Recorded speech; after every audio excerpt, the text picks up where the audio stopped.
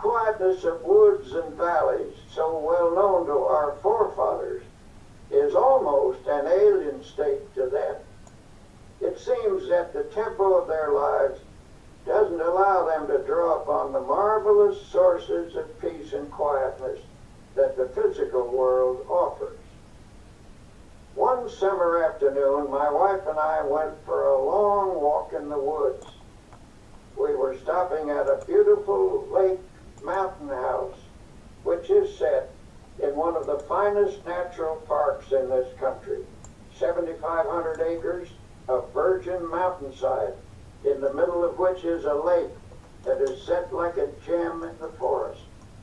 Here you come out of the deep woods onto some noble promontory and rest your eyes on great valleys set among hills, rock-ribbed and ancient as the sun.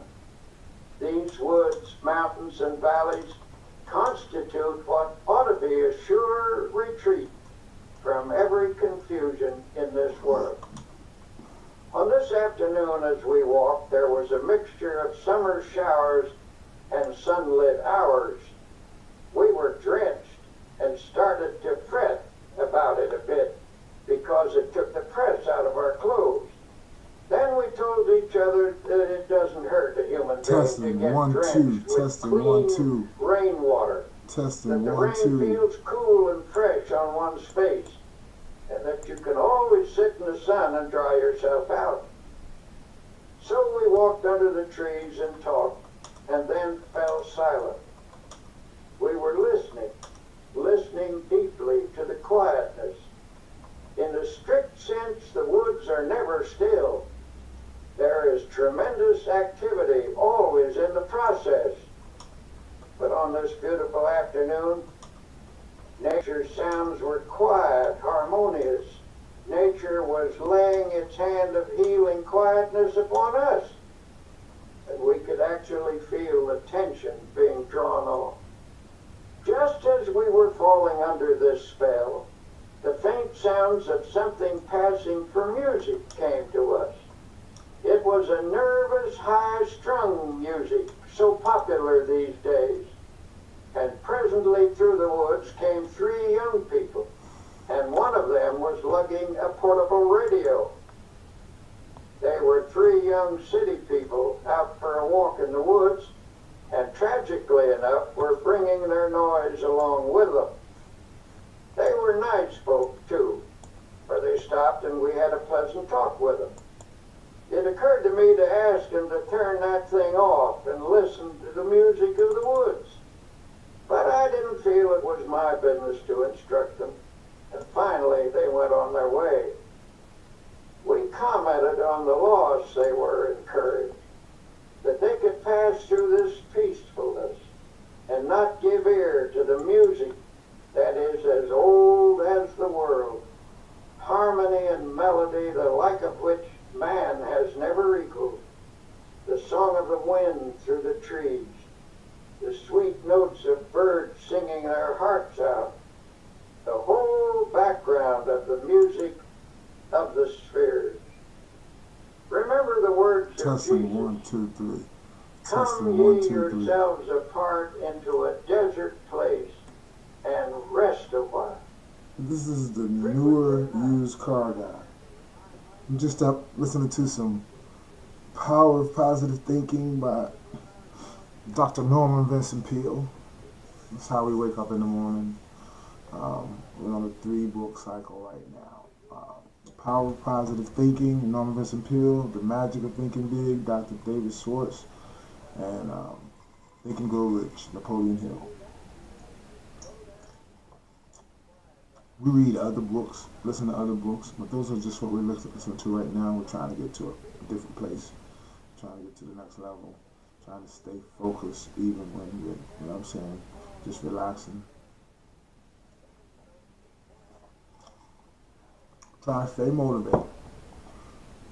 Trying to stay motivated. Drinking water, pushing the water, because it's the fluid of life. It's the water of life. It really is the fluid of life. So we're pushing the water. We pushing Deer Park right now. We're pushing Deer Park. and we pushing rap snacks. That's two of the things that we want to push, that we want to advertise. We recommend rap snacks, and, we recommend Deer Park water.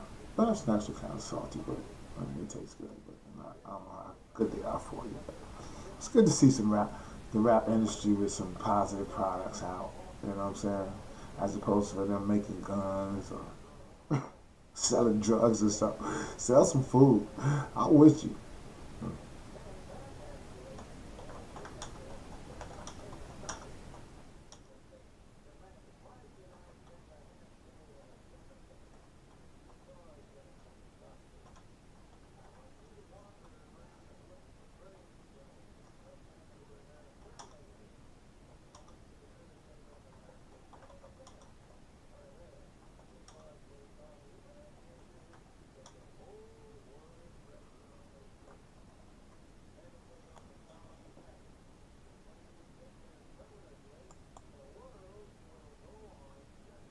So this is my new talk show.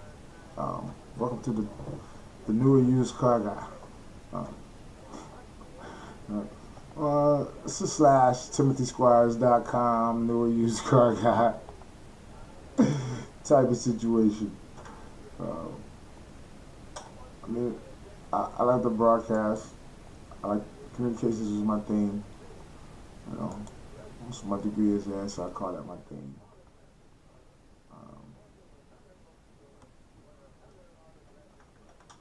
If you need a car, give me a call. We're out helping people, get cars right now. We start early. Right now. We start early. We don't go to the dealerships till 9. Start our phone lines and stuff, but this time of the morning we up, making the donuts.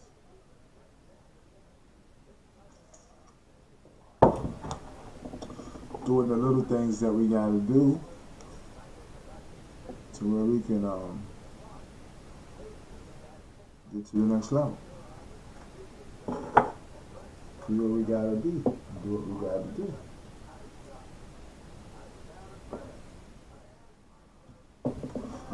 Got some great deals. Cars starting at $500 down. Get it? $500 down. I can get you an automobile. Give us a call. 71155.net Auto Brokers. We will get you in an automobile. We got free Amazon Echo Dots for anyone that buys a car for us in December. Just give us a call. Even if you don't even buy a car, you just know someone who's going to buy a car. You give us a call, and we help them get a car. We'll still give you an Echo Dot. We love this. Communication is our thing. We love to communicate. We like to reach across the boundaries of space and time, and to actually send our image, our vibrations, our positive spirit to other places so it can manifest in different places on the globe, around the universe. Just stay positive. Good over evil. So that's the fight that we fight. Good over evil. And this victory of good over evil. Good over evil. Yeah. Good over evil. Good over evil.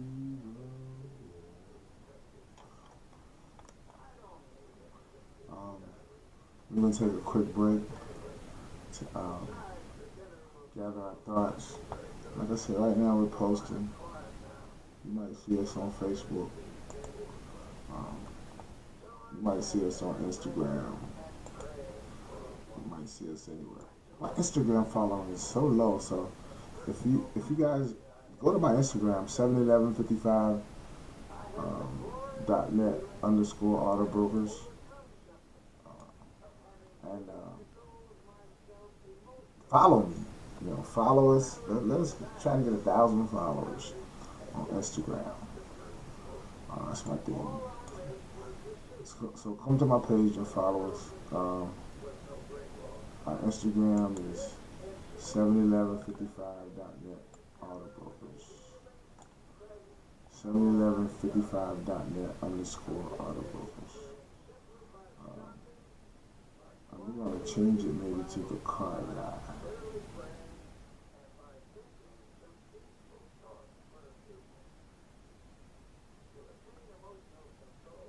I'm following over 1,000 people, but I only have 288 followers. So boost my following, follow my posts. Like I said, if you want to make some money, send me some customers. Like I'll pay you $100 for every customer you send me that I actually sell a car to. We get them. You can get anybody done, no matter regardless of the credit. This down payment start out at $500. Most of the time, if you want the newest stuff, down payments are going to be $800. If you need help with income, if you don't have income and things of that nature, I can help you with that. We've got some car dealerships that don't even need income. They'll finance you regardless of your income. If you don't even have proof of income, we just put some more money down, and we still get you financed. Okay?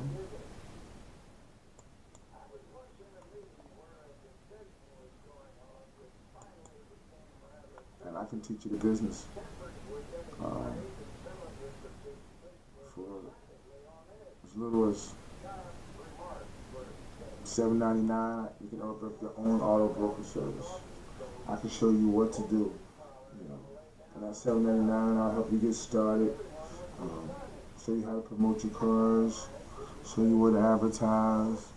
How to meet customers. Where to buy your merchandise or your inventory from.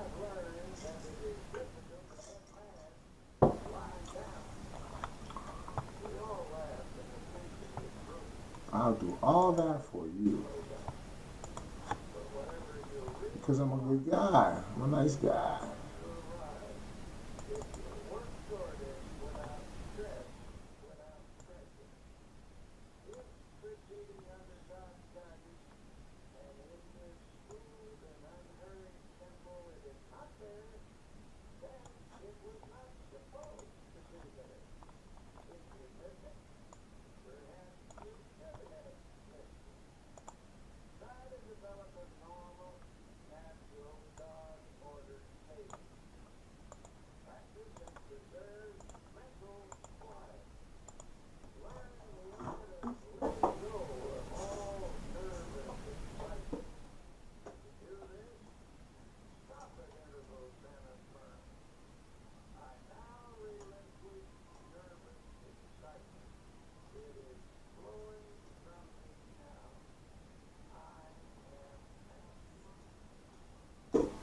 Hooking up a second camera because my webcam is cool. It's HD and everything.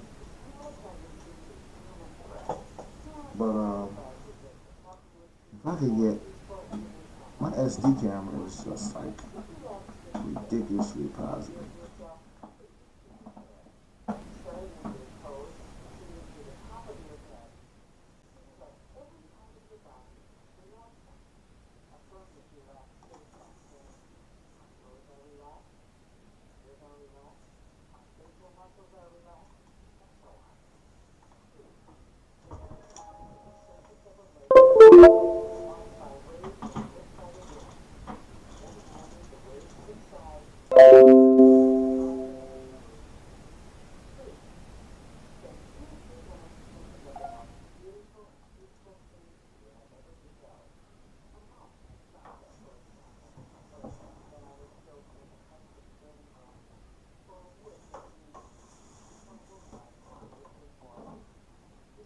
I'm going to teach you how to make some video also. Teach you how to make some video.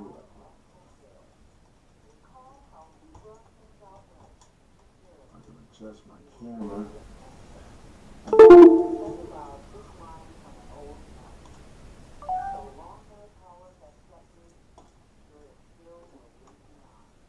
Okay. This is just me making a video of me making a video. I'm gonna make a video. Okay. can get my camera straight. Bingo. But I'm gonna make a video here in this light, and then I'm gonna make a video here. I'm doing it live. So we're gonna be multiple programming. We're gonna be multiple broadcasting, and then we're gonna add, let's say, on our YouTube channel. And we'll call this one I Salute to Dick Gregory. It's just a salute to Dick Gregory. I don't even know what to say as far as we respect Dick Gregory, like, you know, one of our fathers or uncles. I mean, I have a personal relationship with Mr. Gregory, just from following him throughout the years and listening to him lecture. And, you know, as a very young man, having to see him at Duke University, you know, lecture. And then I was able to speak to him, you know, personally after the at a little tea luncheon or thing they were having, you know, down to earth, some insight on Egypt. Told me he had been to Egypt and what happened while he was in Egypt. Moving story. It was cool. And I carry that with me for all my life. And I haven't been to Egypt yet, but I might be an old man on a cane with a cane. But I'm still going to try to get on that plane. You know what I'm saying? Go see. You know what I'm saying? What some people think was vanity, but what I think was an affront to God. I'm not saying affront to God, but a tribute, a monument to the Most High, and not just to themselves, but to their interpretation of what the Most High was. That's what I see. Everybody don't see that. Most people see the Son God instead of the Son of God, or the manifestation of the Son of God, of the Amin Ra, the hidden creator, unseen all. You know?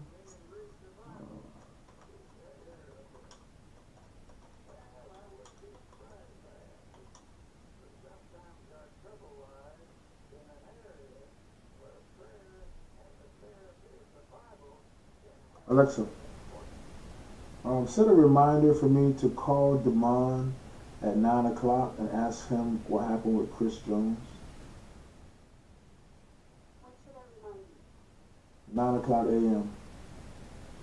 Okay, I'll remind you at 9 a.m.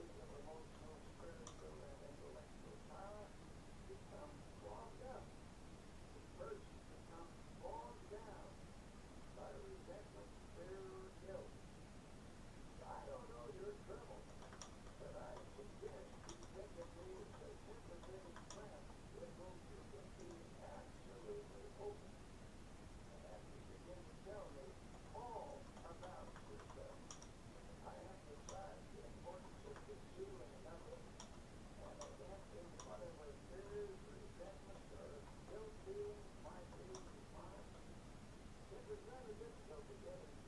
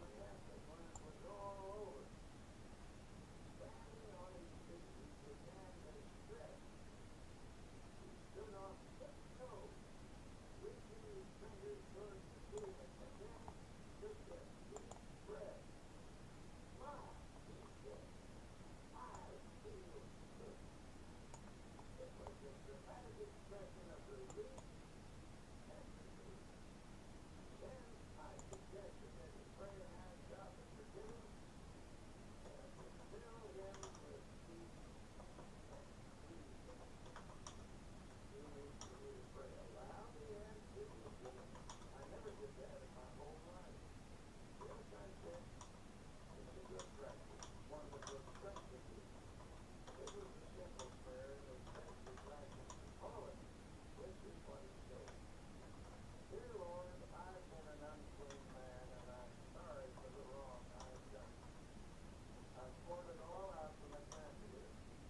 I now ask you to forgive me and to fill me with peace. Also, make me strong so that I will never repeat these acts. Help me to be clean again, and better, locked. He went back to his office that very day. Nothing was ever said to him, and it did not need to be, for soon he got back on his stride and regained his position as one of the best sales managers in his business. Later, I met his president, who said, I don't know what you did to Bill, but now he certainly is a ball of fire. It wasn't me, I replied. God did it. Every thoughtful person who has ever considered the matter realizes that doctors are right when they tell us that grudges, resentment, jealousies, and weaknesses, hate, and so on are attitudes that produce poor health. The effects of anger are among the worst. Have a fit of anger and experience for yourself that sinking feeling in the pit of your stomach, that sense of sickness. Chemical reactions in the body are set up by emotional outbursts, which in turn results in feelings of ill health. Should these continue, either violently or in a simmering state, over a period of time, the general condition of the body will deteriorate. Violent negative emotions place great strain upon the heart. One doctor describes how common it is for a person's blood pressure to jump 60 points, almost instantly, in response to an outburst of anger. A colleague of his suffered from a heart condition and knew that he was at the mercy of anyone who could annoy him. His death, in fact, resulted from a heart attack caused by a fit of anger when he forgot to discipline himself. This doctor suggests, whenever a problem starts to vex you, or you begin to get angry, let yourself go limp all over. This will dissipate your inner turmoil. In a speech to the American College of Physicians, Dr. Edward Weiss of Temple University Medical School stated that emotions and feelings are quite as real as germs, and no less respectable in their power. The pain and suffering of diseases caused primarily by the emotions are no more imaginary than those caused by bacteria.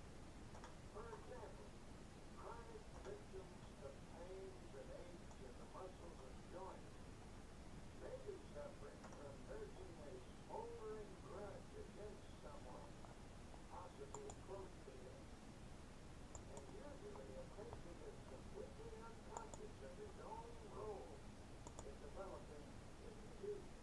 Such persons are often suffering from a disorder of their feelings, often linked to a marital or parent-child problem.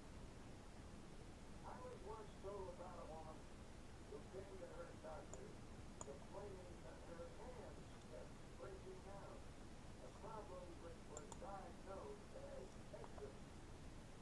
This doctor encouraged his patient to talk about herself.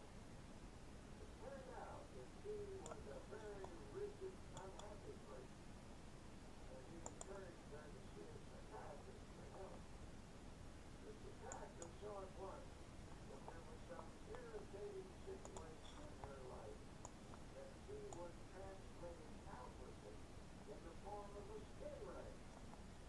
Thus, she was taking out on her own body the urge to scratch something or someone.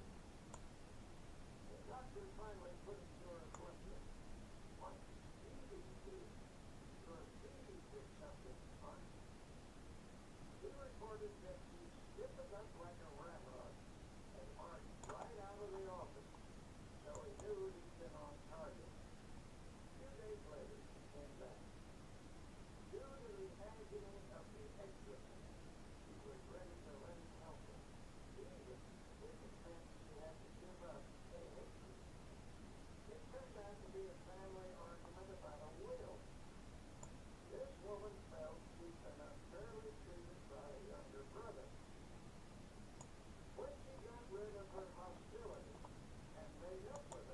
2015 Chrysler.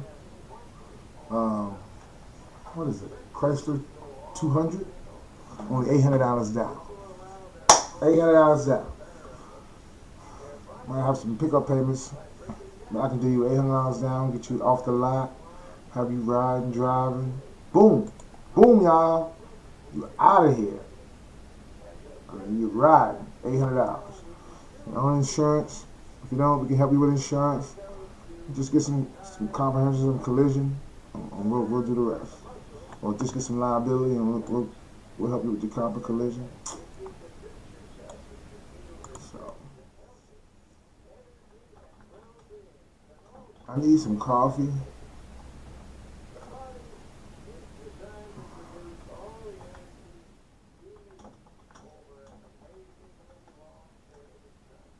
I need some coffee.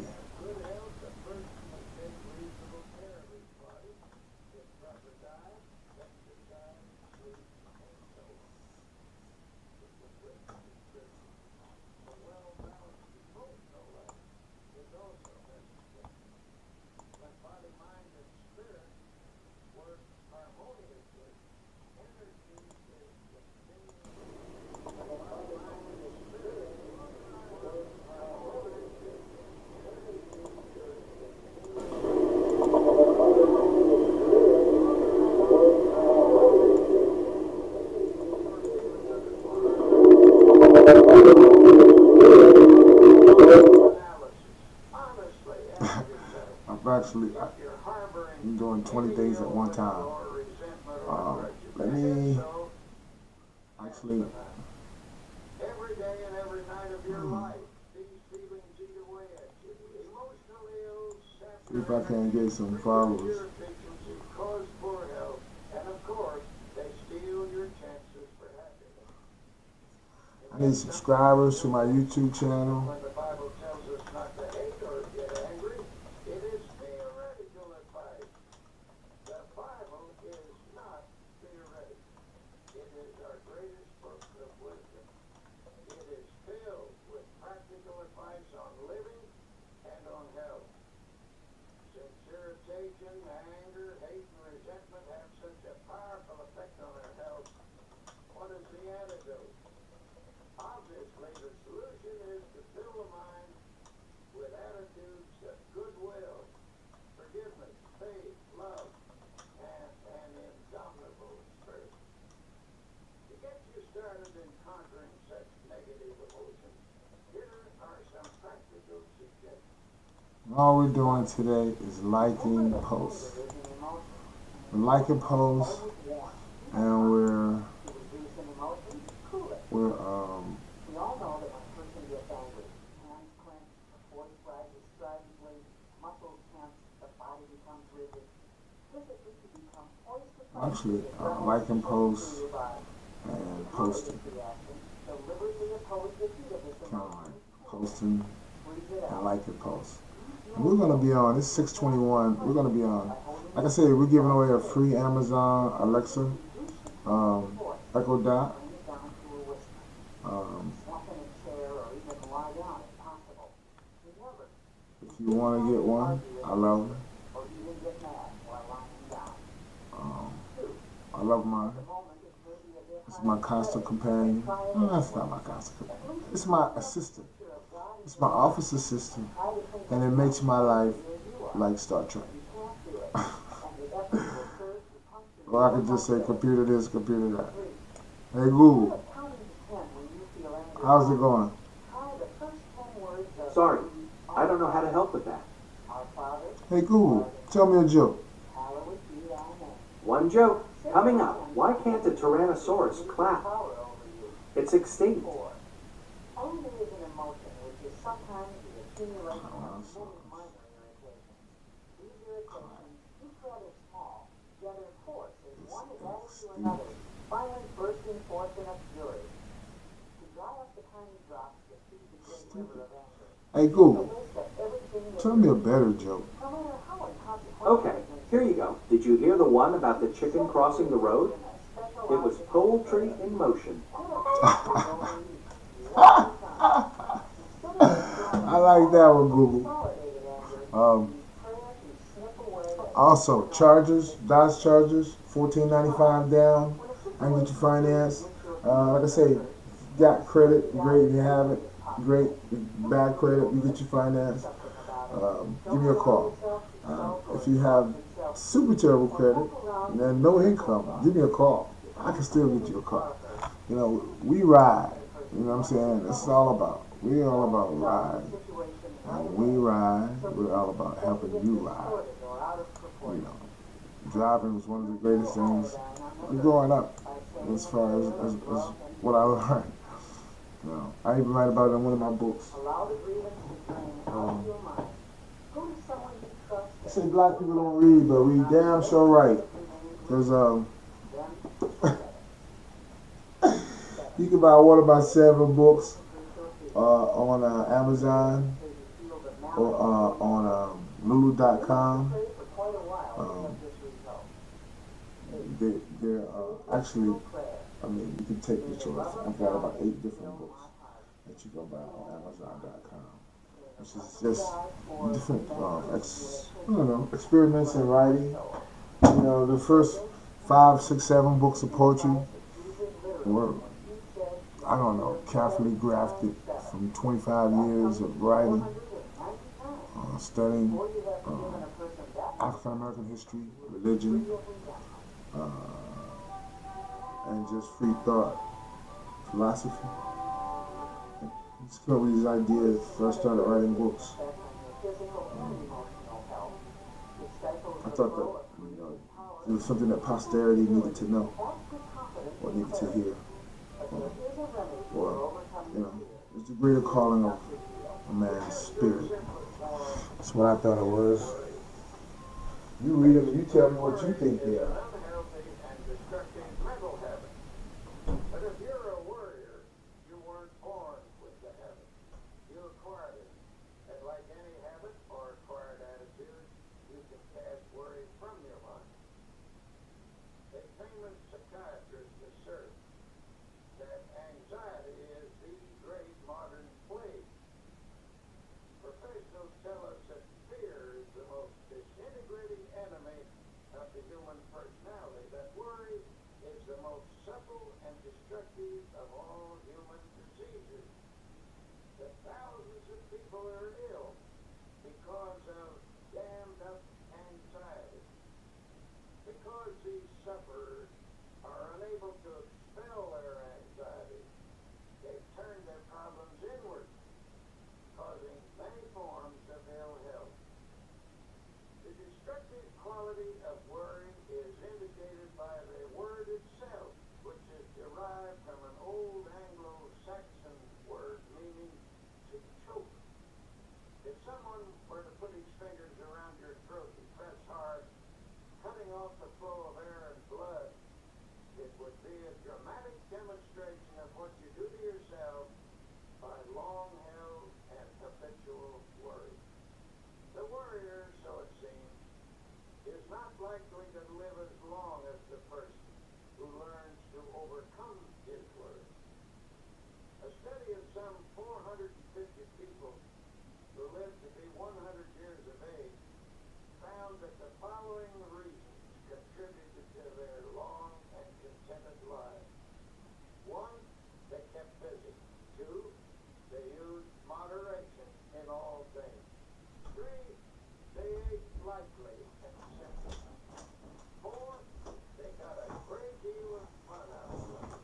5, they were early to bed and early to rise. 6, they were free from worry. This is an advertisement for Rap Snacks. They had serene minds and faith in God. We eat these. We support the rap industry, making products. We think that it's positive. You know, it's a lot positive than selling drugs. I mean, I buy the chips. I like the Fetty Waps. I like the bags, really. I like the bags, how they cool. It's almost like graffiti. It's real hip hop. And the fact they call them Rap Snacks, I mean, that's cool too. No matter what the cause of worry and fear, its effects can be noted in the cells, tissues, and organs. This is the one I do, Fetty Wap. There is a remedy that His will music is cool, but you know, I'm a Future dude. can overcome your Listen to Future and stuff like that. first step is Still simply got one eye. for whatever you believe you can do. Wow. With God's help, But we eat those. We eat those. I'm not gonna tell you what we eat them with. Oh, it's not good though. It's not gonna be no good. It's not good. Hold on for just 1 second. We're gonna eat us some rap snacks. But we're not gonna eat on air and crunch you out. So we're gonna take a momentary break. We'll be right back in 30, 45 seconds. your mind while you sleep. This mental catharsis should be done preferably before retiring at night. The last 5 minutes before going to sleep are of extraordinary importance. For in that brief period, the mind is most receptive to suggestion. It tends to absorb the last ideas that are entertained in the waking state. Then while you sleep, thoughts sink into the subconscious. This process of mind letting is important in overcoming worry because fearful thoughts can clog the mind and impede the flow of mental and spiritual power. But if such thoughts are eliminated daily, they will not accumulate. To help drain away these thoughts, you might use a process of creative imagination, in which you conceive of yourself as actually emptying your mind of all anxiety and fear. Think of the remarkable imaginative skill of small children. Watch how they respond to the game of pitching away a hurt. Imagination is not simply the use of fantasy. The word imagination comes from the idea of images, that is, creating images in our mind. Imagineering is the use of mental images to build factual results, and it is an astonishingly effective procedure. What you create with your imagination, whether it is an image of fear or of release from fear, may ultimately become a fact if it is held in your mind with sufficient faith. Here's one method you might use. Picture all your worry thoughts flowing out from you in the same way that water flows from a basin by removing the stopper. During this visualization, repeat the following affirmation. With God's help, I am now emptying my mind of all anxiety, all fear, all sense of insecurity. Repeat this slowly 5 times. Then add, I believe that my mind is now empty of all anxiety, all fear, all sense of insecurity. Repeat the statement 5 times while holding a mental picture of your mind as being empty. Then thank God for thus freeing you from fear, and then go to sleep. When you're beginning the curative process, use this method mid-morning and mid-afternoon as well as bedtime. Go into some quiet place for 5 minutes for this purpose. Do this faithfully, and you will soon know its beneficial results. In due course, this thinking will drive out worry. I cannot emphasize enough the importance of freeing your mind from worry and fear. Fear something over a long period of time, and there is a real possibility that you may actually help bring it to pass. The Bible contains a line which is one of the most terrible statements ever made. Terrible in its truth. It's this, for the thing which I greatly feared is come upon me.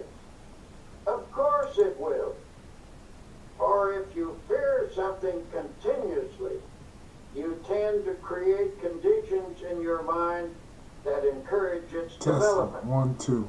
Testing. Faith 1, 2. is the one power against Testing. which 1, fear 2. cannot stand. Master faith, and you will automatically master fear. As the Bible also suggests, that which I have greatly believed has come upon me. In many different ways, the Bible tells us that if we have faith, nothing is impossible. So if you shift your mind from fear to faith, you will stop creating the object of your fear and will instead create the object of your faith. In the campaign against the worry habit, here's a useful strategy. The vast tree of worry which has grown up in your personality over long years can best be handled by making it as small as possible. First, snip off the little worries and expressions of worry. For example, reduce the number of worry words We're gonna in your live stream. conversation. Words may be the result of worry, We're going to but live they stream also until we get create at least worry. 100 When a worry subscribers. thought comes to We're going to mind, be on continually immediately until we remove get it 100 with subscribers. a faith expression. For example, We're going to live instead of stream saying, I'm worried that I until will we get miss 100 the train, subscribers. put the worry out of your mind with a prayer and get started a little earlier.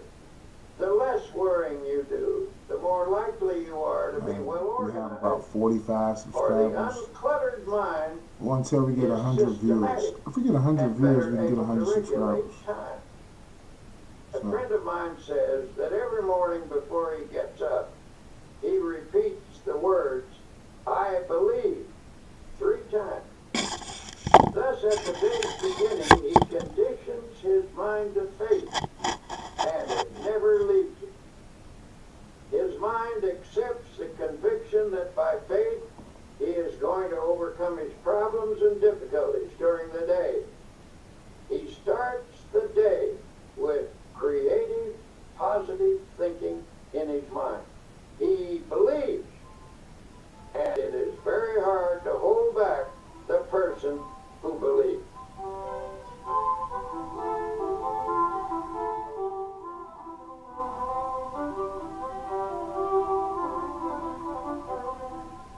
Many people fail to overcome troubles such as worry because they allow a problem to seem complicated. It can be very useful to attack the problem with some simple technique, something that dramatizes your war against worry. One of the best techniques I've seen was developed by a man who was once a tremendous worrier. At one point, he was worrying himself into a bad state of nerves and ill health. He suffered from continual doubt about whether or not he had done or said the right thing. He was always rehashing his decisions and getting unnerved about them. I suggested that he ought to work out some simple method that would help him drop the day completely when it was over and go ahead into the future. One day, I noticed that his state of mind was improving, and I commented on it. Oh, yes, he said, I finally got the secret, and it has worked amazingly well. He asked me to drop into his office sometime during the close of the day, and he would show me how he had broken the worry habit. One evening I did, and he explained that he'd worked out a little ritual to perform every night before leaving his office. We picked up our hats and coats and started toward the door. By the door stood a wastebasket, and above it on the wall was a calendar. You could see only one date at a time, and that date was in large print. He said, now I will perform my evening ritual, the one that has helped me break the worry habit. He reached up and tore off the calendar page for that day. He rolled it into a small ball, and I watched with fascination as his fingers slowly opened and he dropped that day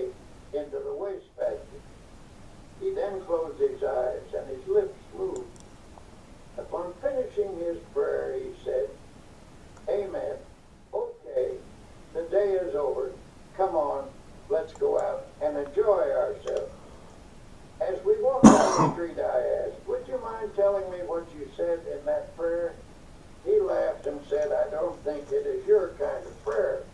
Well, I pray something like this. Lord, you gave me this day. I didn't ask for it, but I was glad to have it. I did the best I could with it, and you helped me, and I thank you. I made some mistakes. That was when I didn't follow your advice, and I'm sorry about that. Forgive me.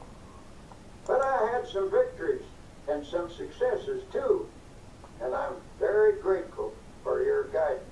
But now, Lord, mistakes or successes, victories or defeats, the day is over, and I'm through with it. So I'm giving it back to you. Amen. Well, perhaps that isn't an orthodox prayer, but it certainly proved to be an effective one. He dramatized the finishing of the day, and he set his face to the future, expecting to do better tomorrow. When the day is over, God blacks it out by bringing down the curtain of night. This man cooperated with God's method, and his past mistakes and failures gradually lost their hold on him.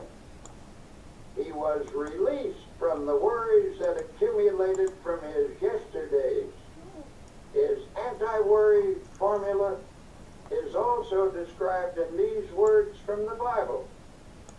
But this one thing I do, forgetting those things which are behind, and reaching forth unto those things which are before, I press toward the mark for the prize of the high calling of God in Christ Jesus. To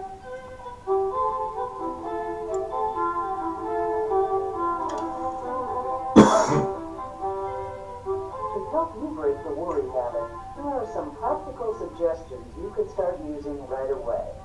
1. Say to yourself, worry is a very bad mental habit. I can change any habit with God's help. 2. You can become free of worry by practicing the opposite and stronger habit of faith. With all the strength and perseverance you can command, start practicing faith. 3. How do you practice faith? Here's a good way to begin. Every morning before you rise, say out loud, I believe. 4. Recite this prayer frequently. I place this day, my life, my loved ones, my work in the Lord's hands. There is no harm in the Lord's hands, only good. Whatever happens, whatever results, if I am in the Lord's hands, it is His will and it is good. 5. Practice saying something positive about everything. For example, don't say, this is going to be a terrible day. Instead, affirm, this is going to be a glorious day. Don't say, I'll never be able to do that. Instead, affirm, with God's help, I will do that. 6. Shoot an injection of faith into all your conversations. A group of people talking pessimistically can infect every person in the group with negative feelings. But by talking up rather than down, you can drive off that depressing atmosphere and make everyone feel hopeful. 7. One reason you're a worrier is because your mind is literally saturated with thoughts of gloom, defeat, and apprehension. To counteract these, mark every passage in the Bible that speaks of faith, hope, and happiness. Commit each to memory. Say them over and over again until they saturate your subconscious mind. Then the subconscious will return to you what you have given it, namely optimism, not worry. 8. Help others cure the worry habit. In helping another to overcome worry, you get greater power over it within yourself. 9. Every day of your life, conceive of yourself as living in partnership and companionship with God. If He actually walked by your side, would you be worried and afraid? Well then, say to yourself, He is with me.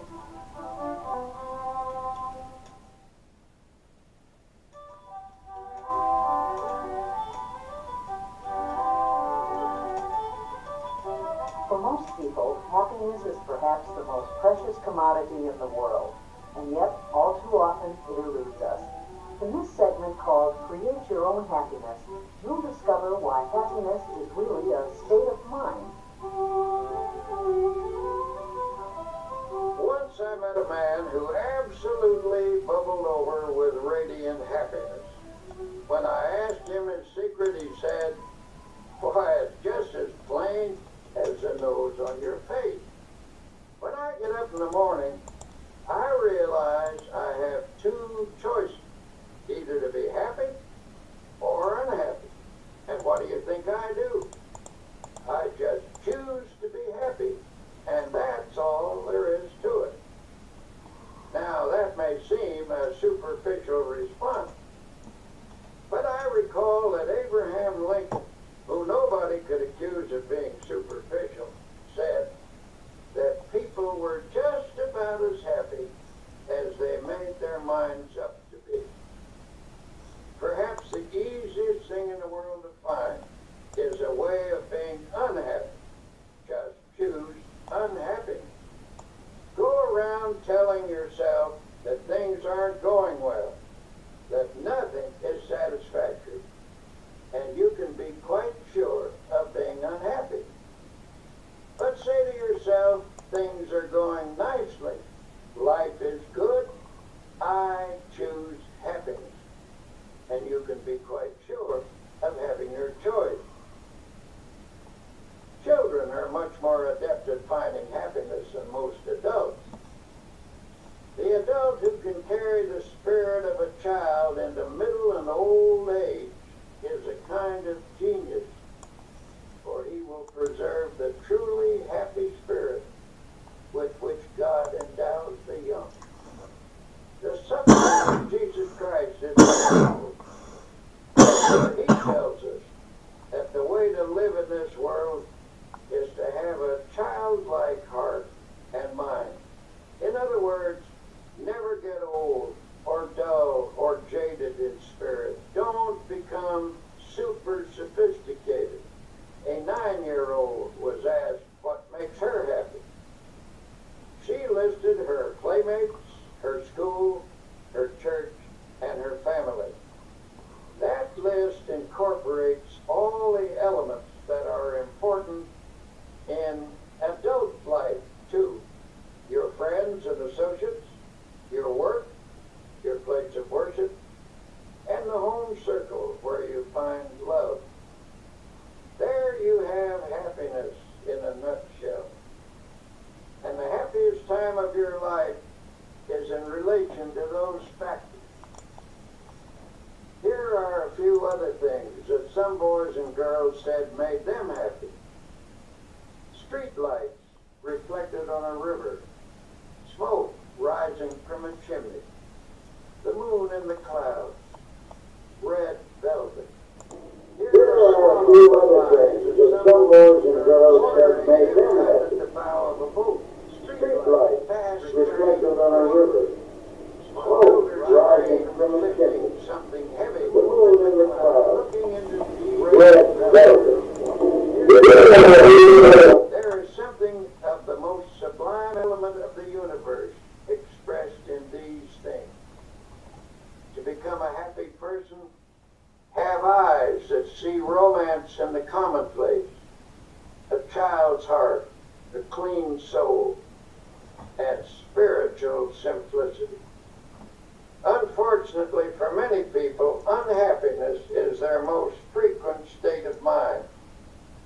But since a fundamental desire of every human being is for that state of existence called happiness, something should be done about all this misery. So many real problems are created by life itself, difficulties over which we have little or no control. It is simply foolish to further create our own. But the truth is, by our thoughts and attitudes, we distill out of the ingredients of life either happiness or unhappiness for ourselves. We can manufacture unhappiness simply by our thinking. We do this, for example, when we habitually take on negative attitudes, such as, everything is going to turn out badly, or other people are always getting what they don't deserve, or how come I never get what I want. Unhappiness is further increased when we saturate our minds with resentment, hate, fear, and worry. Well then, if we ourselves create such a large proportion of our unhappiness, how can we produce happiness instead? An incident from one of my railroad journeys may suggest an answer. One morning, a half dozen of us were shaving in the men's lounge. As always in such close quarters after a night on a train, this group of strangers was not disposed to be cheerful. There was little conversation, and that little was mostly mumbled. Then a man came in wearing a broad smile. He greeted us all with a bright good morning, but received rather unenthusiastic grunts in return. As he went about his shaving, he was humming a happy little tune. It got a bit on the nerves of some of the men, and finally one said rather sarcastically, "You certainly seem to be happy this morning. Why all the cheer?" "Yes," the man answered. "As a matter of fact, I am happy. I do feel cheerful." Then he added, "I make it a habit to be happy." That's all he said. But that simple statement is really quite profound. For happiness depends to an important degree upon the habit of mind we cultivate. The book of Proverbs, that collection of wise sayings, puts it in another way. He that is of a merry heart hath a continual feast. Out of the happiness habit comes a happy life. And because we can cultivate a habit, we therefore have the power to create our own happiness. To develop the happiness habit, make a mental list of pleasant thoughts and pass them through your mind several times a day. If an unpleasant thought should enter your mind, immediately stop, consciously reject it, and substitute a pleasant thought. Every morning before rising, lie relaxed in bed for a few minutes.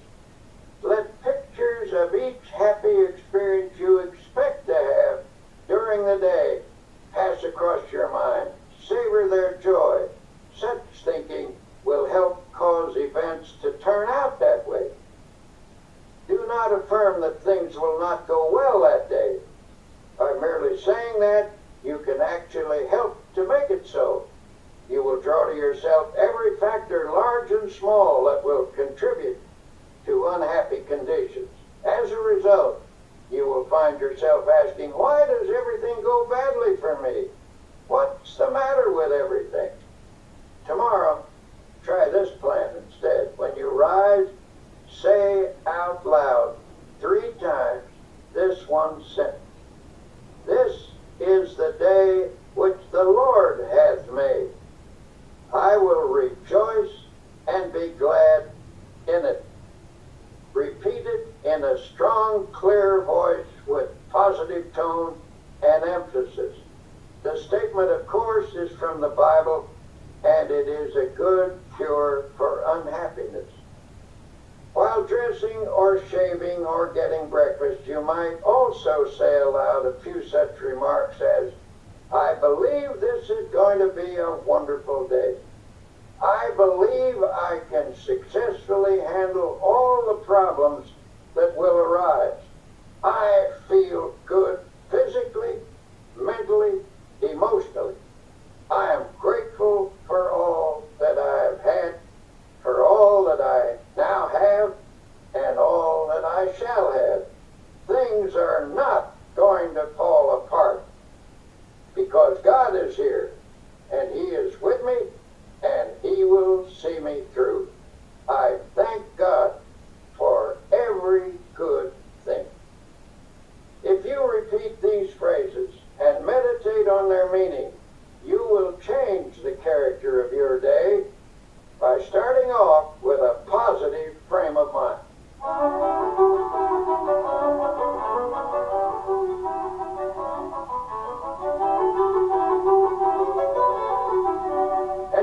is not enough to practice even such important techniques as these unless throughout the day you also base your actions upon fundamental principles of happy living.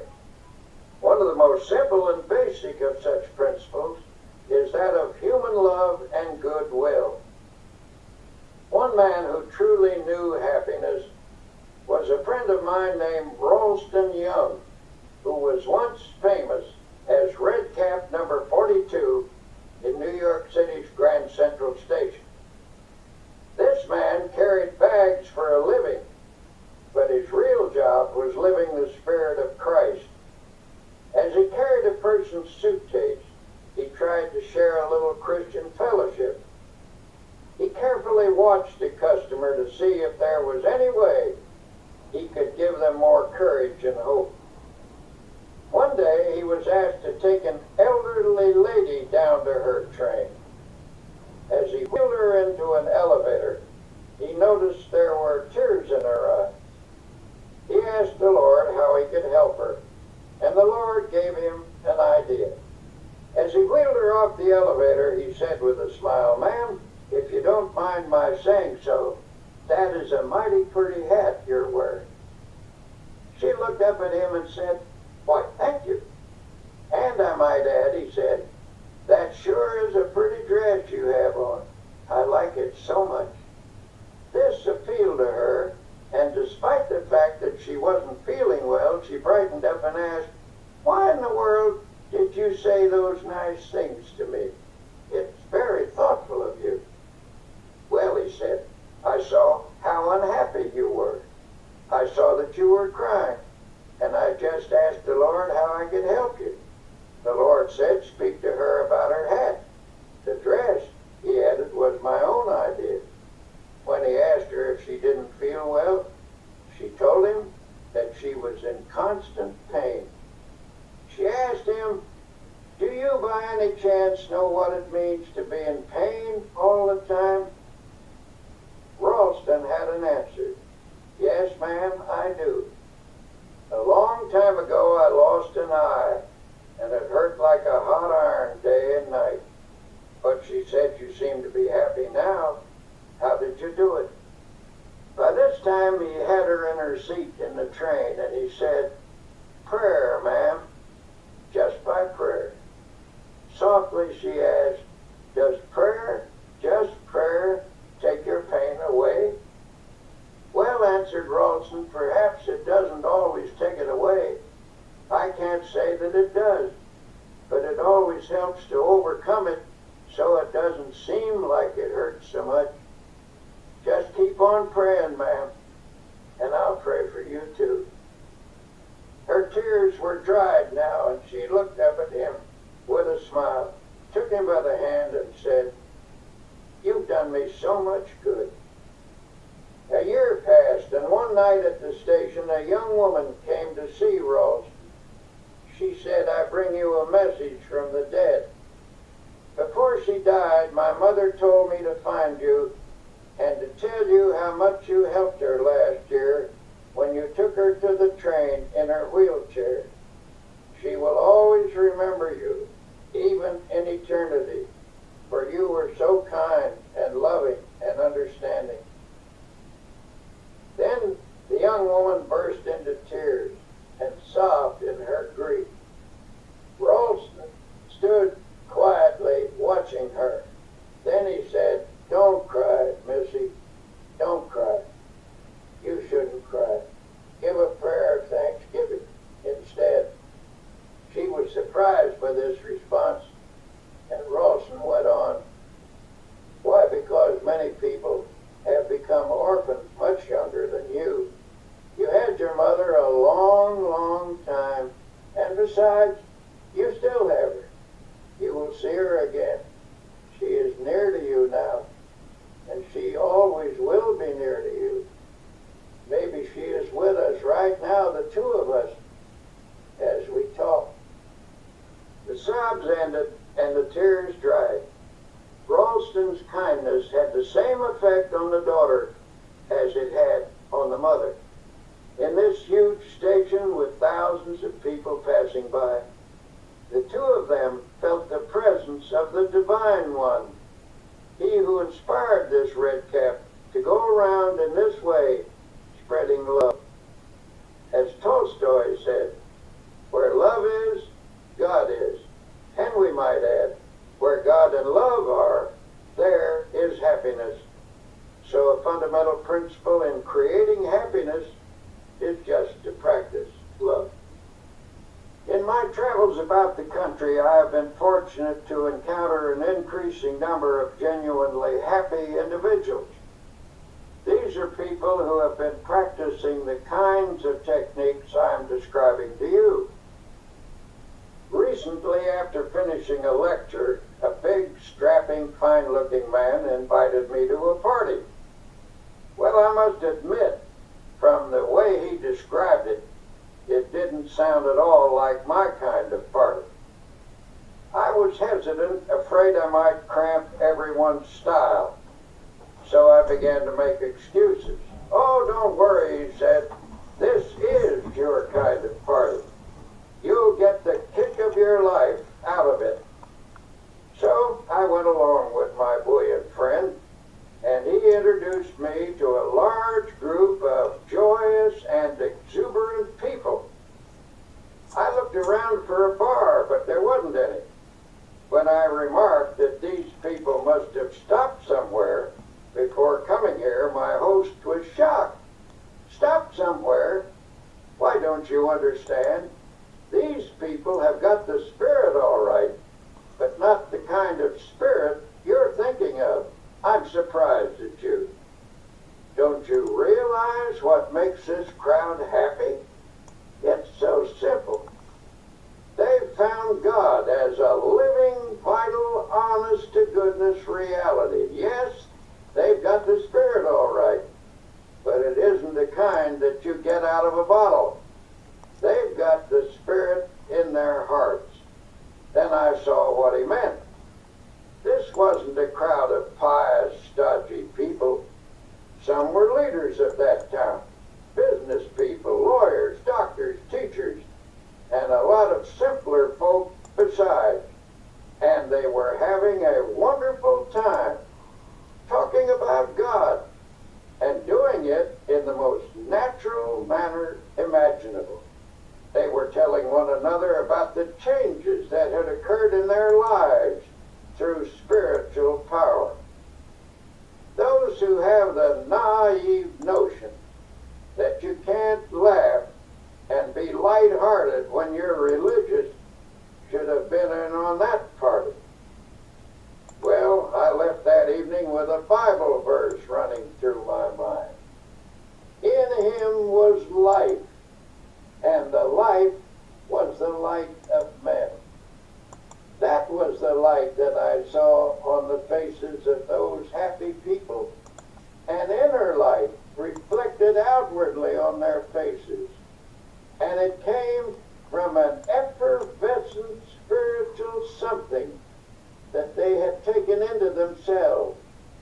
Life means vitality, and these people obviously were getting their vitality from God.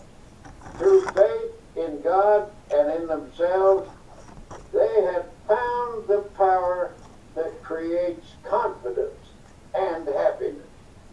If you want to create a little more happiness in your life, here are a few ideas. 1, remember it is primarily your thoughts and attitudes that determine how happy you are. Never allow resentment, hate, fear, or worry to dominate your thoughts. 2, make it a habit to be happy.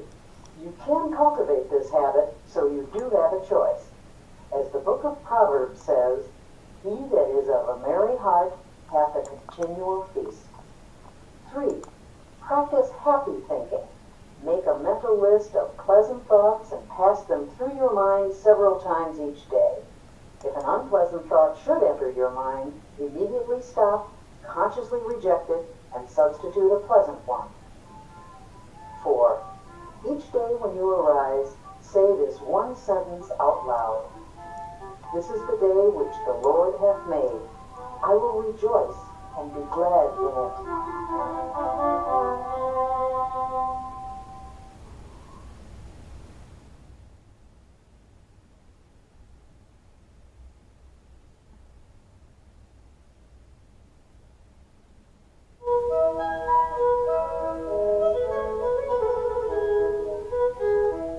well admit it, everyone wants to be liked.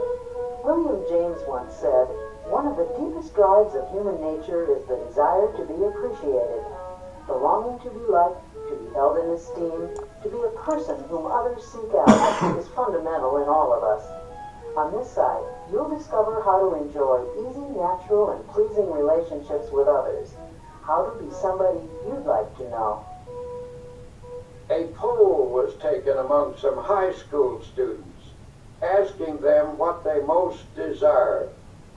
By overwhelming majority, the students answered that they wanted to be popular. Older people have this same urge.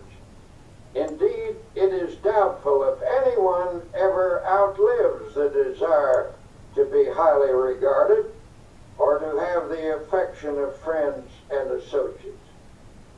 The feeling of not being wanted or needed is one of the most devastating of all human emotions. Being needed by others is absolutely necessary for emotional stability and happiness. Yet it is sad to realize how many people suffer from a sense of isolation. I was at a luncheon once when a young doctor rushed in to take his place at the table. He looked frazzled as he sat down with a weary sigh. "If only the telephone would stop ringing," he complained. "I can't get anywhere because people call me all the time. I wish I could put a silencer on that phone." An elderly doctor at the table spoke up. "I know how you feel. I used to feel that way myself. But you should be thankful the phone does ring. Be glad people want and need you."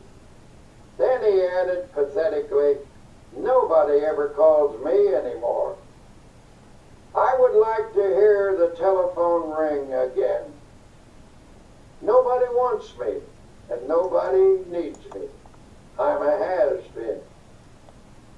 The feeling of not being wanted or needed can produce frustration, illness, and even aging. It is not only a sad way to live, but it is damaging to the human psyche. If you're feeling useless, for your own sake, do something about it. Try getting out of yourself for a while. Stop feeling sorry for yourself and find a way instead to provide a service for someone else. Think about people who are less fortunate than you who need help. Volunteer for a worthwhile cause. Not only will you find the esteem we all need, but others will greatly benefit by what you give. It's ironic, but people who deliberately strive to be popular often fail in the attempt. Popularity sought purely for its own sake can be a superficial goal which encourages superficial results. On the other hand, we all know someone who has that extra something, a magnetism that comes from inner confidence. Without even trying, these people never seem to lack for friends. Before we begin talking about ways to improve your relationships, let me warn you that no one, no matter how terrific, is liked by everyone. It's a curious quirk in human nature. But there are certain people with whom we simply don't click. Even the Bible recognizes this fact about human nature, for it says, "If it be possible, as much as lieth in you, live peaceably with all men." The Bible is a very realistic book. It knows people, their infinite possibilities, as well as their imperfections. The Bible advised the disciples that they should do their best to get along with the people in the villages they visited. But if they still couldn't do so, after trying sincerely, they were to shake off the very dust of the village from their feet. "And whosoever will not receive you when you go out of that city, shake off the very dust from your feet for a testimony testimony against them. This is all by way of saying that if you don't achieve perfect popularity with everyone, don't let it bother you too much. Countless people have never mastered the knack of being sought after, and it's not for lack of trying.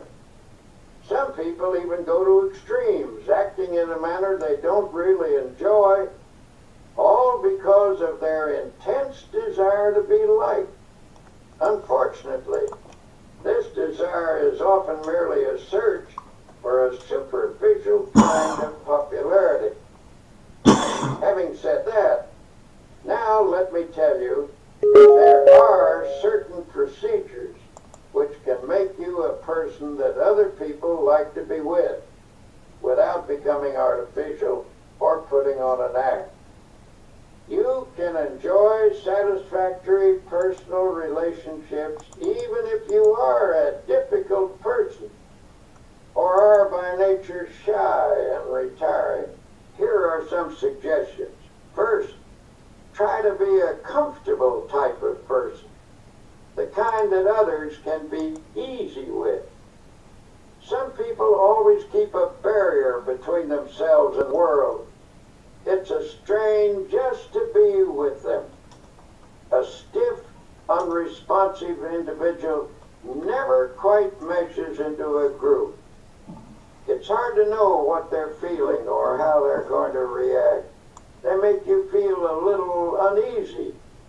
But a comfortable kind of person is easygoing and natural. They have a pleasant, kindly, genial way about them. Being with them is a bit like wearing an old hat or an old pair of shoes. It is important to try to be natural. Someone who is easy to be with usually has a big soul quality about them.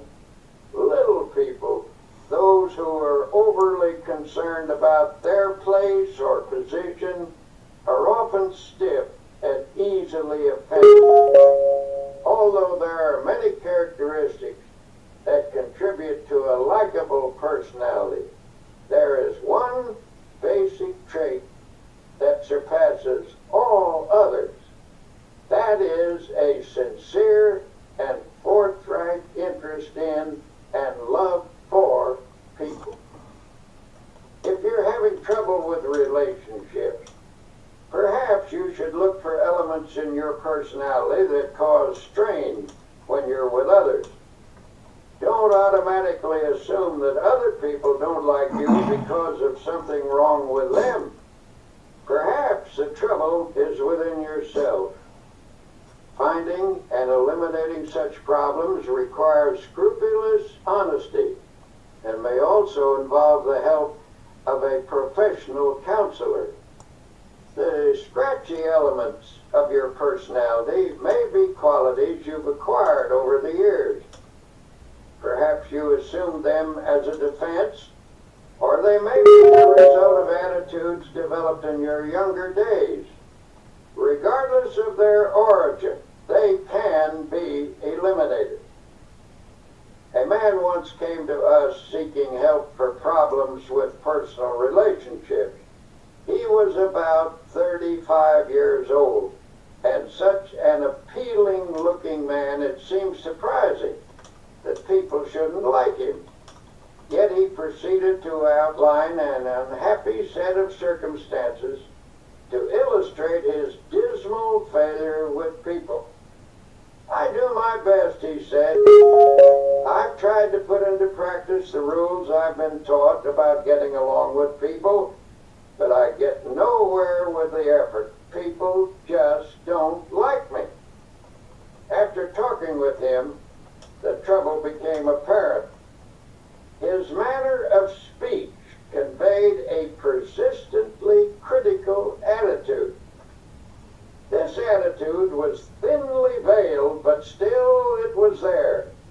He had an unattractive way of pursing his lips, which indicated a kind of primness or reproof for everybody, as if he felt just a bit superior and disdainful.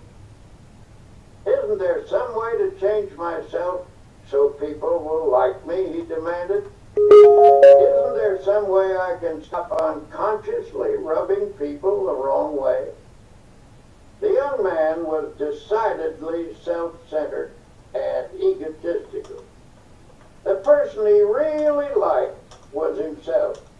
Every statement, every attitude was unconsciously measured in terms of how it made him look.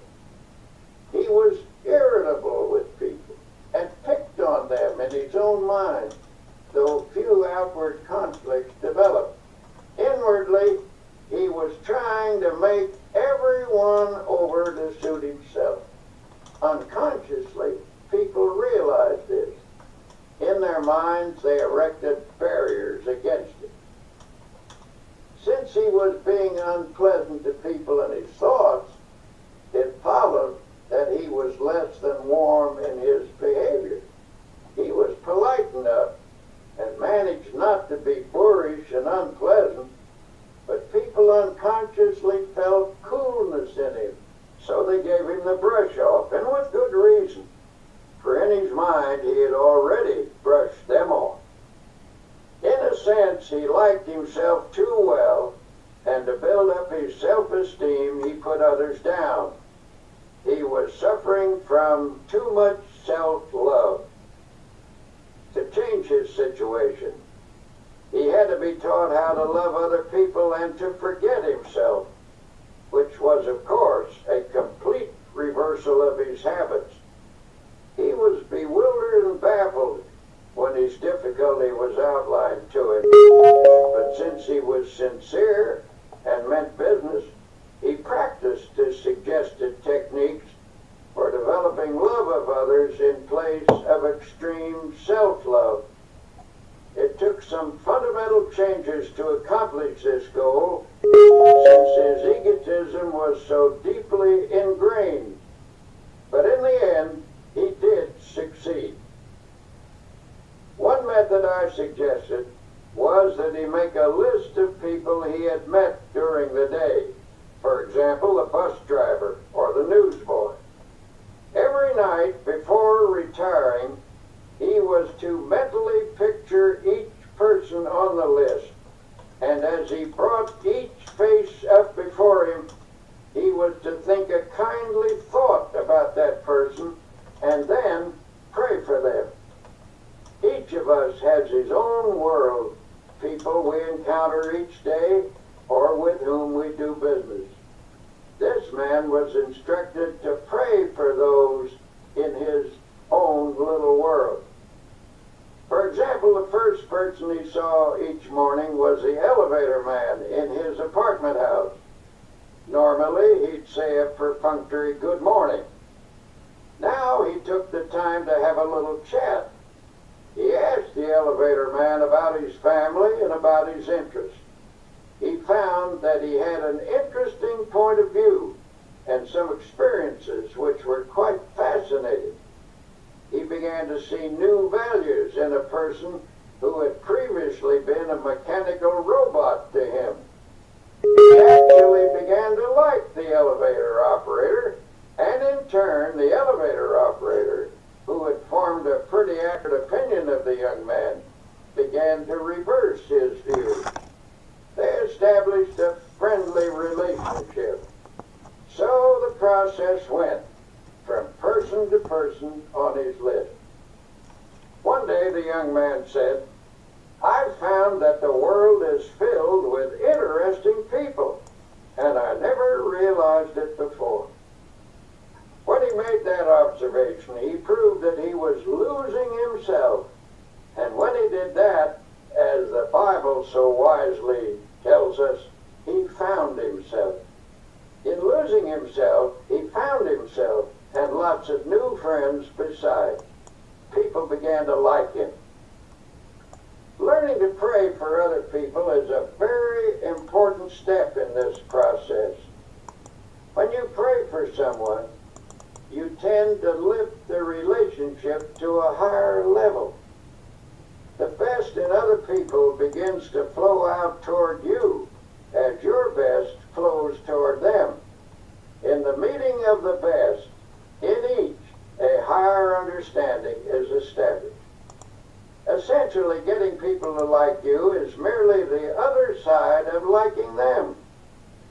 One of the most popular men who lived in the United States in this century was the late Will Rogers. And one of the most characteristic statements he ever made was, "I never met a man I didn't like." Now that may have been a slight exaggeration, but I'm sure Will Rogers didn't think so. That is truly the way he felt about people. And as a result, people opened up to him like flowers to the sun. Another important way to get people to like you is to practice building up their ego. Everyone has a normal desire for feelings of self-importance. If I deflate your ego, and therefore your self-importance, I show my lack of respect for you. Though you may laugh it off, I have indeed wounded you. And while you may exercise charity toward me, unless you are finely developed spiritually, you're not going to like me very much. On the other hand, if I elevate your self-respect and contribute to your feelings of personal worth, I am showing high esteem for your ego. I have helped you to be your best self, and in return, you appreciate my efforts. You are grateful to me. You like me for it. Almost anyone that you help to build up and become a better person will give you his devotion. Build up as many people as you can, but do it sincerely and unselfishly. Do it because you like them and because you recognize their potential. If you do good for people, affection and esteem will flow back to you. Best of all, you will never lack for friends. The basic principles for getting people to like you are simple. Here are 10 practical exercises to help you become someone that you'd like to know. 1. A person's name is very important. When you meet someone, try to remember their name. If you don't, they may feel you're not very interested in them. 2. Be the comfortable sort of person with whom others feel relaxed. Try to make them feel at home with you. 3. Acquire that quality of relaxed easygoingness so that everyday irritations don't ruffle you. 4. Don't be egotistical. Guard against giving the impression that you know it all. 5. Try to be an interesting person. Cultivate interests to keep your mind alive. People enjoy being with someone who is stimulating. 6. Get those scratchy elements out of your personality. If you suspect there may be bothersome traits you're not aware of, get a friend or perhaps a professional to help you. 7. Attempt to heal the misunderstandings you've had with others. Sincerely drain off your grievances. 8. Practice liking people until it comes naturally to you. 9. Never miss an opportunity to say a word of congratulations upon someone's achievement or express sympathy for their sorrow or disappointment. 10. Strengthen your spiritual life. Then offer strength to others that will help them lead life more effectively. Give strength to people, and they will give affection to you.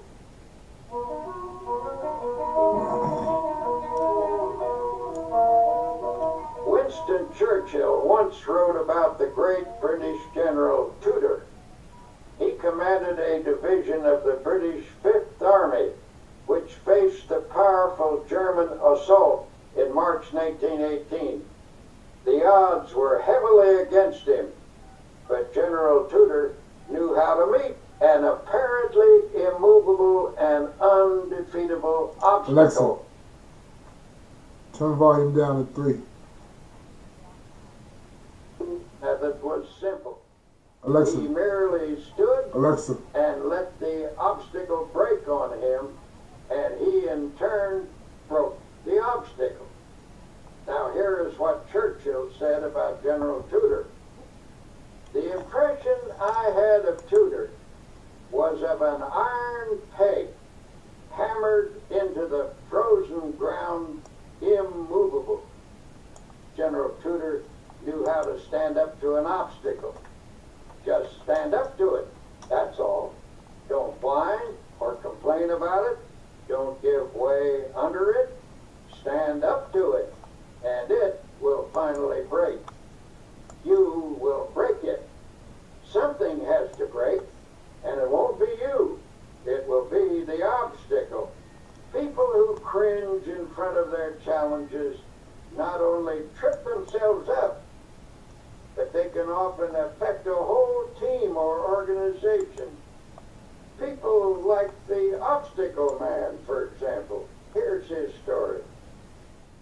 This Obstacle Man worked in a large creative organization. He received this name because no matter what suggestion was advanced, his mind instantly latched onto all the possible obstacles in connection with it. One day, the directors of his firm were considering a project which involved considerable expense and some definite hazards, as well as possibilities for success. In a discussion of the venture, the Obstacle Man would frequently say, "Just a moment, let's consider the obstacles involved." Now, present at this meeting was another man who said very little, but who was greatly respected by his colleagues for his ability and achievement. After listening to the Obstacle Man's litany of objections, he finally asked, "Why do you constantly emphasize the obstacles in this proposition instead of the possibilities?" The Obstacle Man responded, "To be intelligent, one must always be realistic, and it is a fact that there are definite problems with this project. What attitude would you take toward these obstacles, may I ask?"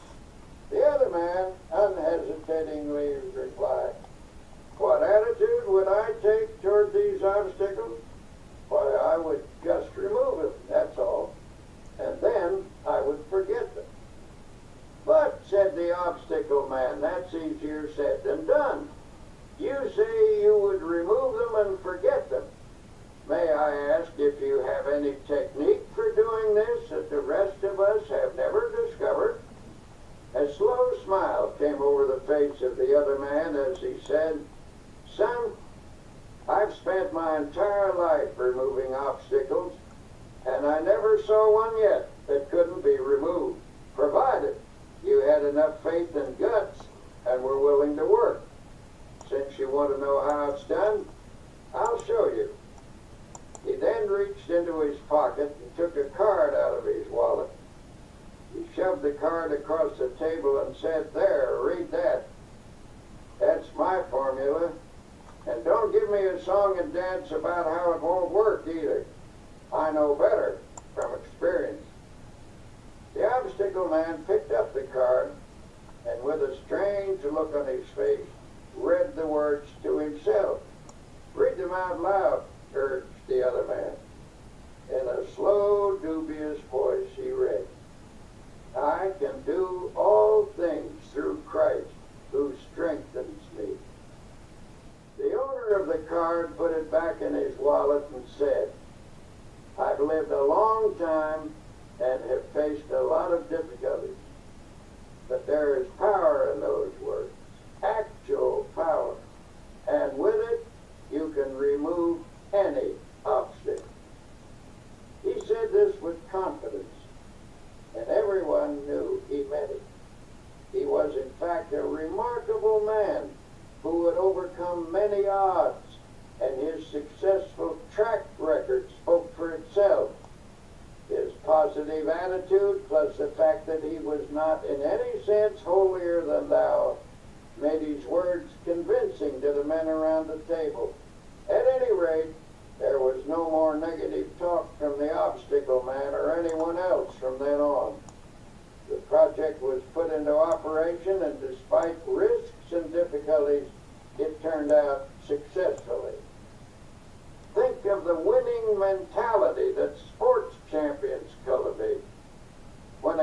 seems to be going against them, they can't let discouragement creep in. They can't let negative thoughts dominate, or they will lose the power to win. To be a champion in your own arena, your mental and spiritual resources must be razor sharp with confidence. Now you may say, but you don't know my circumstances. I'm in a different situation than anybody else, and I'm about as far down as a human being can get. Well, if that's true, and you're down as far as you can get, in that case, congratulations, for you're at the bottom. And the bottom is a wonderful place. The only place you can go from the bottom is up. On the other hand, it's hard to say you're in a situation that no one has ever encountered before. There is no such situation. Practically speaking, there are only a few human stories, and they've all been enacted before. This is a fact we must never forget. There are people in this world who have overcome every conceivable difficulty, even the most hopeless, even the one in which you now find yourself. There is always a way out. A wise old man was once asked how he overcame the many difficulties of his life. How do I get through a trouble? Well, first I try to go around it. And if I can't go around it, I try to get under it. And if I can't get under it, I try to go over it. And if I can't go over it, I just plow right through it. Then he added, God and I plow right through it together.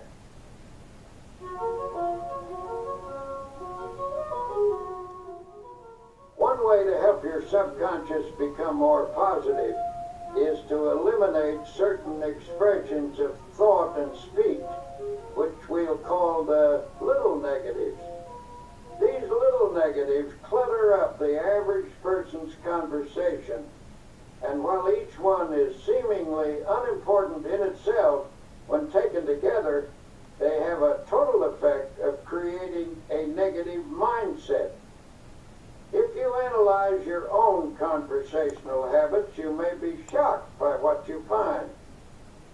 See how often gloomy little statements creep in like, I'm afraid I'll be late, or what if I have a flat tire, or I don't think I can do that, or even, I knew it was going to rain. These are little negatives, to be sure, and a big thought is, of course, more powerful than a little one. But it should never be forgotten that mighty oaks from little acorns grow. And if a mass of little negatives clutters up your conversation, they're bound to seep into your mind. Soon they accumulate in force, and before you know it, grow into big negatives. Make the decision right now to go to work on your little negatives. Root them out of your thoughts and your conversation. The best way to do this is to say a positive word about everything. When you keep asserting that things are going to work out well, that you can do the job, that you will not have a flat tire, that you will get there on time, you invoke the law of positive effect. You will find that good results do occur. Things do turn out well.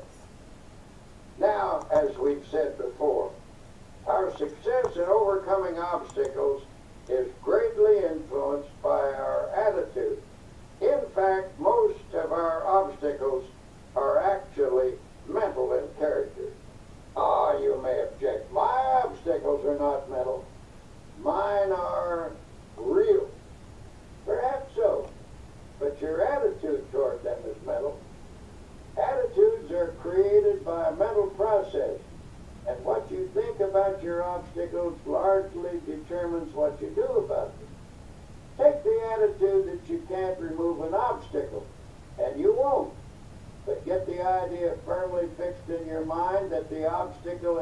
not so great as you previously considered it to be. Hold on to the idea that the obstacle is removable. The very moment you begin to think in this manner, you inaugurate the process that will eventually remove your obstacle. If there's a difficulty which has defeated you for a long time, it's likely that you've told yourself for weeks, months, and even years that there's nothing you can do about it. When you emphasize only your inabilities, your mind gradually concludes that you are indeed incapable. And when your mind is convinced, you're convinced. For as you think, so you are.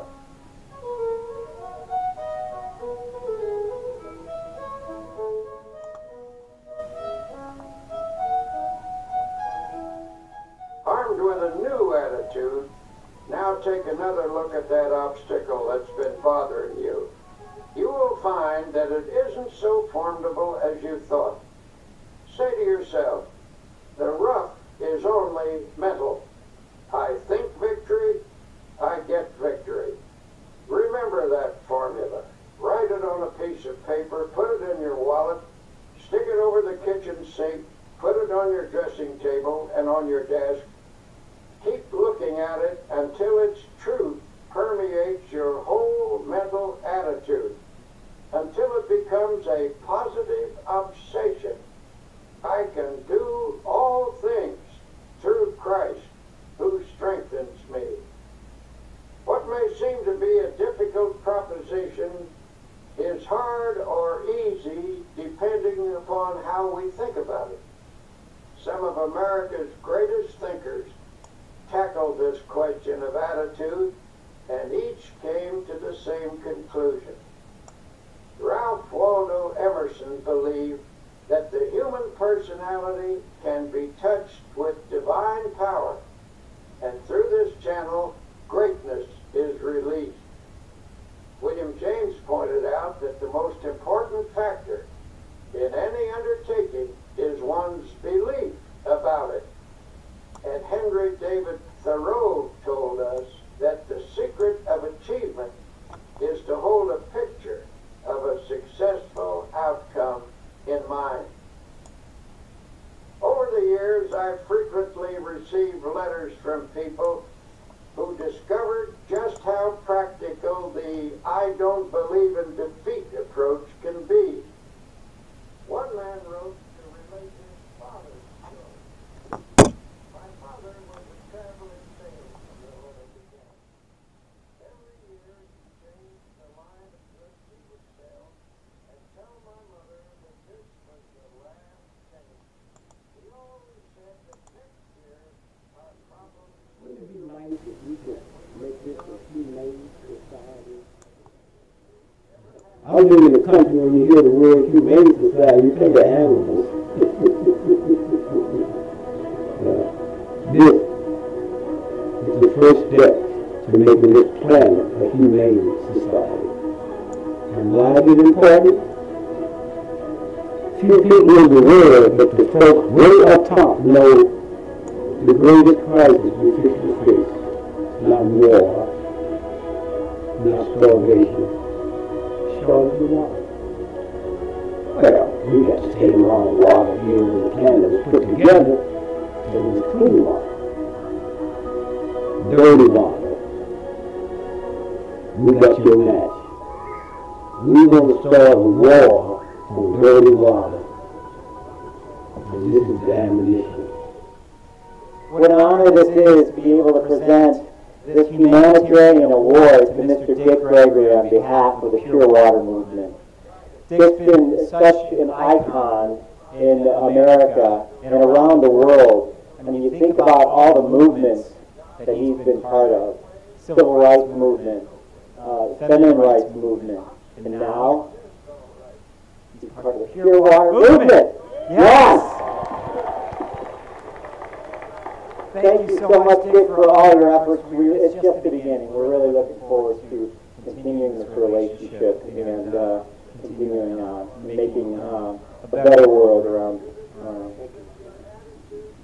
And Dick, I just want to say it's been a wonderful journey working with you. A lot of fun. And very excited to move forward.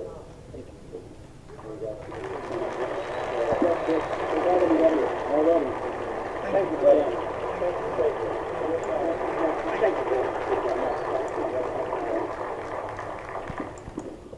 Thank you. Let me first say we thank and praise God. When I talk about God, I'm not talking about those isms and awesomes.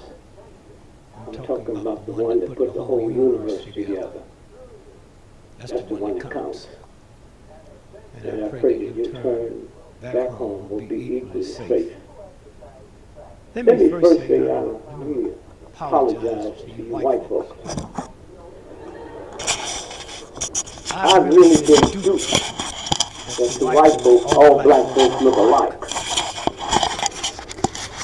And I don't believe that now that President Obama's been elected to the White House. I have had nobody come up to me and say, "Excuse me, Mr. President, well, I know you don't look alike, right?"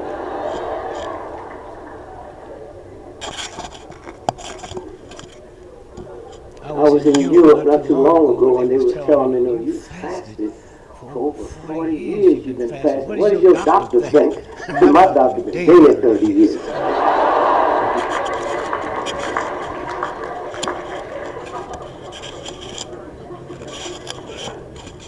Somewhere. I've had a good life. I've been to jail over 200 times. I've been through the whole thing. And somewhere, I could stand here and say I'm 81 years old. My wife is 75. We don't have a prescription between the two of us.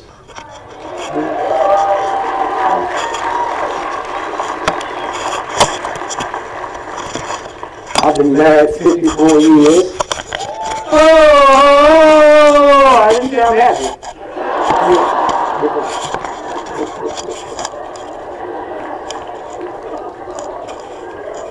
When I think about what a wonderful day this is, many of you don't understand it because many of you don't know who I am.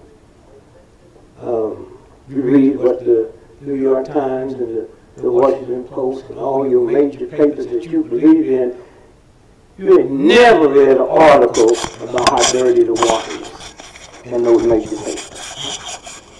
And when this thing take off the way it's going to take off, you'll read some articles in them papers that not be flattering because we're fixing to crush a multi-trillion-dollar industry. And that's not me. That's not counted by just ordinary people. You can see that with our veterans. You wave your flags to get your young folks to the front line of battle, but when they come back, you can't wave that same flag to see to it they get treated right. And I tell you, anytime you can wave a flag to get your young people to the front line of battle, but don't take care of them when they come back, that's not a flag you waving, that's a rag. 26 veterans commit suicide every day in the major papers haven't told you that. So when I look at this is the new weapon of the new soldiers.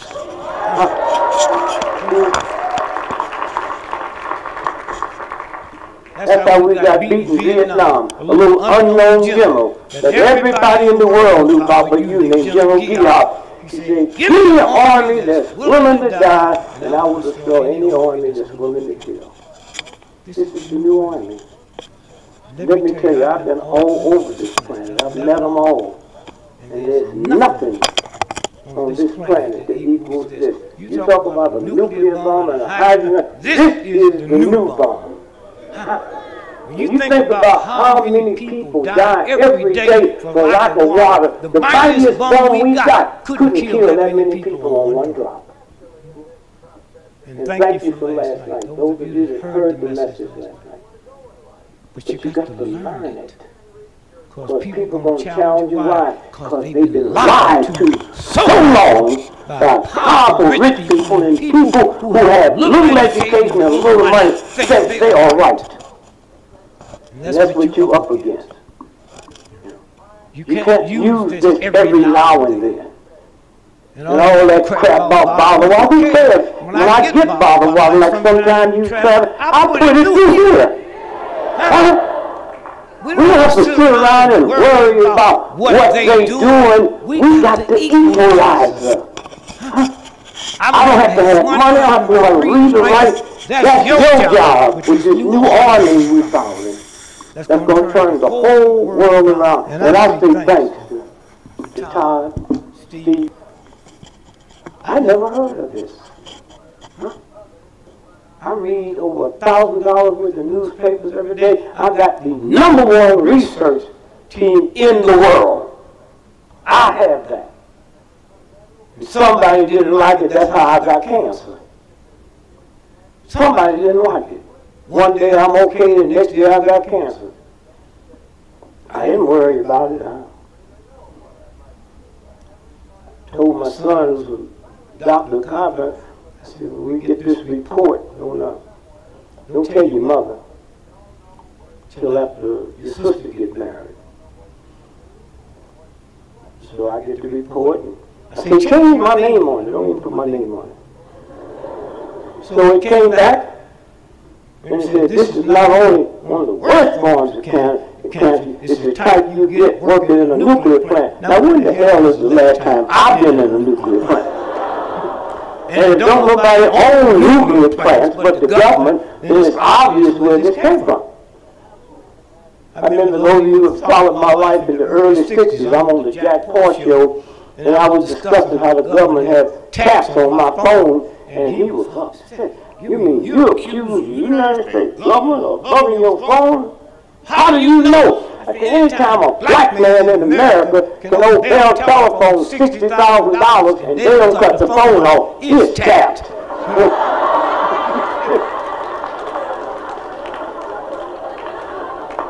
And so when the report came back, I didn't get scared. You serious? I went out and prayed to the universal God. Said, God, I know there are a lot of Negroes that deserve cancer, but I am not one of them.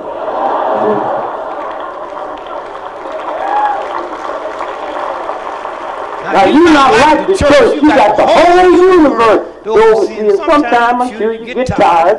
But if you need me to write 12 Negroes' words down on a piece of paper, I can give you that. If you need some close to the house, I can do that too.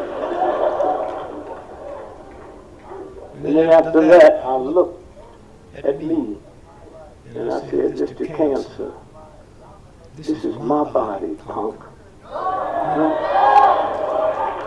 And I'm going to give you 72 hours to be out of this body, or I'm going to roll on you. And 3 days later, I get a phone call from a doctor, PhD, and I'm a medical doctor. I heard show the other day and said, you have such and such a cancer. Said, there's some water in a little town in South America that will get rid of anything you have in your body. That's how the universe works when you don't get scared.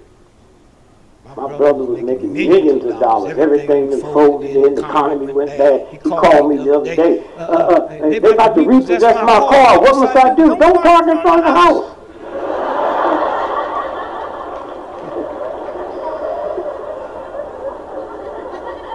And I say to those of you in here that's on the front line, get your life straight. Forget about being scared of anything. Because you have a hell of a job to do. Believe me. And when you pick by that universal God, it leaves no footprints. You don't have to be listed in the New York Times or the Washington Post or the major papers. You've been picked by the universe. And understand who you are. It's that simple. This whole planet would be different today if it wasn't for an elevator. And yet, nobody in here know who's been in the elevator. Who give a damn? Huh? When that universe picks you, that's all that counts. And you know you're part of something. Do you know what this economy would be like today if it wasn't for an elevator? We couldn't build a structure higher than 5 stories. We got multi-150 stories in the air. It's the seed of our economy. Changed everything, and we don't know. When I sit and think about Brother Dennis, I never heard of you, huh? Till these two got in touch with me. And I thought they was bill collectors. Who these white folks calling me I never heard of? Huh? Bill collectors must be. And when I think about how people are scared of bill collectors, children answer the phone. Tell them I'm not here. Anytime you tell a child a lie for you, they'll lie to you. They call me, I go right to the phone. Yeah, this is Dick Gregory. Bill collectors don't know what to do. Because they've been trained, you're going to say it's not you. And when you say it's you, they run back to the book. What do you say when they say they're there? So he came back and said, this is not you. I said, how old are you, boy? I'm 22. I've been owing this company this money for 38 years. Now what makes you think you won't collect it in your lifetime? If you play your cards right, you can retire on this account. And plus in America, I don't know why people scared of bill collectors. They're calling from India. Them jobs been outside. I said, okay, come on down and get the money. Somewhere. Your happiness depends on you, not somebody else.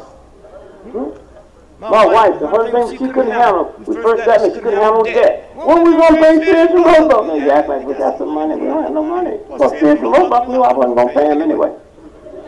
What do you mean by that on the back there?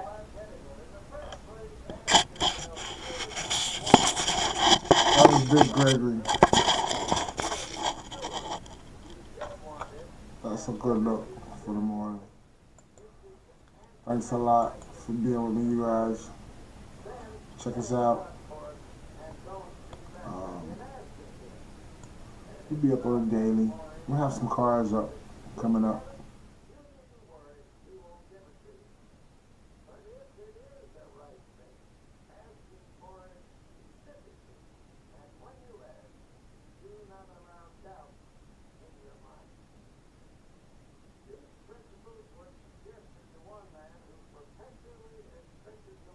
in all aspects of his life.